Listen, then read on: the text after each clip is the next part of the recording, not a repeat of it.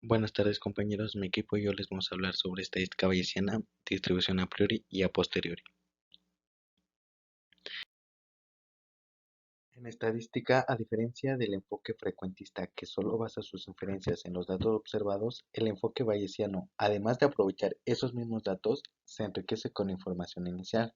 Aquí les presento un esquema general del paradigma bayesiano, que parte de dos posibles objetivos: modelo de realidad y la toma de decisión. A partir de eso se establece lo que se debe saber antes de los datos, o sea, los conocimientos previos, y se incorpora formalmente a través de una distribución de probabilidad. Si se considera necesario para cumplir el objetivo, se pueden recabar nuevos datos. La información contenida en los datos sobre los parámetros de interés se sintetiza a través de una función de verosimilitud. Por otro lado, el teorema de Bayes establece cómo deben integrarse el conocimiento inicial y la evidencia aportada por los datos para obtener una nueva distribución de probabilidad. La integración del conocimiento de la realidad con la decisión que se quiera tomar se hace a través de una función de decisión que también se conoce como función de utilidad o pérdida. Esta última no la abordaremos en esta exposición. La estadística bayesiana se basa en la interpretación subjetiva de la probabilidad. Para ello, utiliza la percepción existente por parte del investigador como una variable modificadora de los datos muestrales, lo que llamaremos distribución a priori, que dan lugar a una distribución con la que formular inferencias con respecto al parámetro de interés. A esta la denominaremos distribución a posteriori. Su concepto más básico es la probabilidad condicional, que se define para dos sucesos A y B en omega como la probabilidad de A dado B es igual a la probabilidad de la intersección de A con B sobre la probabilidad de ocurrencia de B.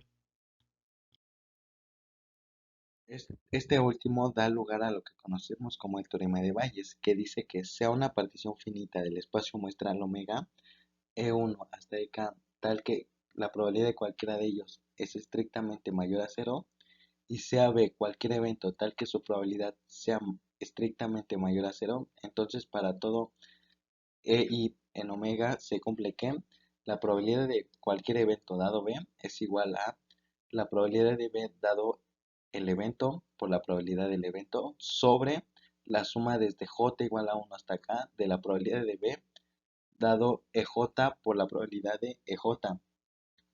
Ahora, siendo H una hipótesis y X la información dada por la muestra, el teorema de Bayes en su forma más simple establece que la probabilidad de la hipótesis dado la muestra es igual a la probabilidad de la muestra dado la hipótesis por la probabilidad de la hipótesis sobre la probabilidad de la muestra.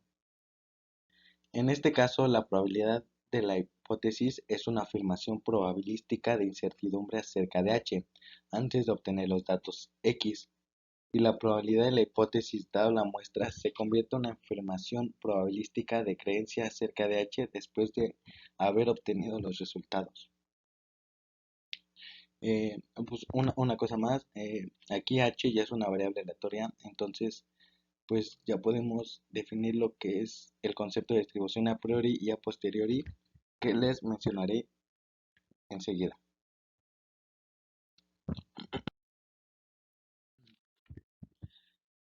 Sea teta una variable aleatoria, entonces se denota a la probabilidad de teta como la distribución a priori o inicial. Esta distribución modela los datos muestrales en función de los conocimientos previos existentes, lo que pretende es aportar información adicional a los datos extraídos de la muestra, de tal forma que complementen la información obtenida de ellos. La distribución a priori se puede clasificar de la siguiente forma: propias e impropias, informativas y no informativas, conjugadas y no conjugadas.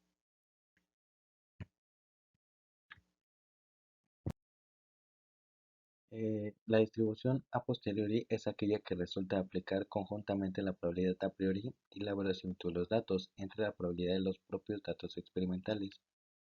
En otras palabras, es la distribución condicional de teta dado los datos de x, y está dada por este cociente.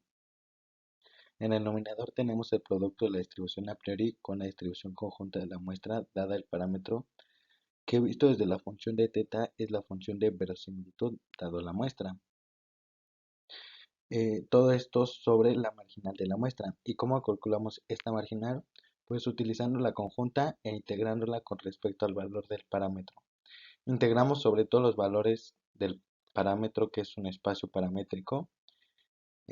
Bueno, aquí utilicé teta con sombrerito porque teta normal ya la había utilizado acá arriba. Eh, Solo una cosa, hay que resaltar que en caso de que teta sea una variable aleatoria discreta, el denominador se sustituye por la suma sobre todos los posibles valores.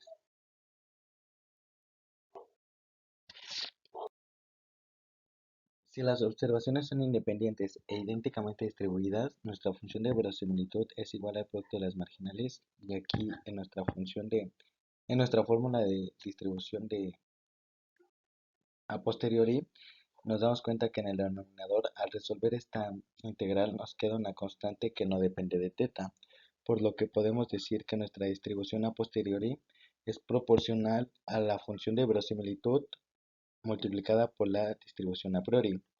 Este hecho en muchos casos nos facilita los cálculos, así ya no es necesario obtener la integral del denominador, cosa que por lo general es muy complicado.